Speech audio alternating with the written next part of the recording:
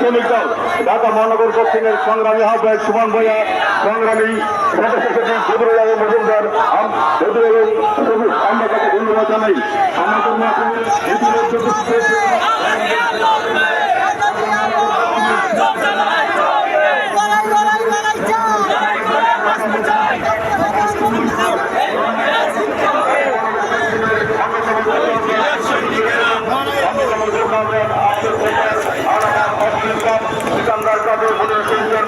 আমরা নিঃশব্দে মুক্তি দাবি করছি। ঢাকা মহানগর দক্ষিণ বিএনপির সংগ্রামী সদস্য সচিব সংগ্রামী জননেতা রফিকুল আলম মজুর নিঃশব্দে মুক্তি দাবি করছি।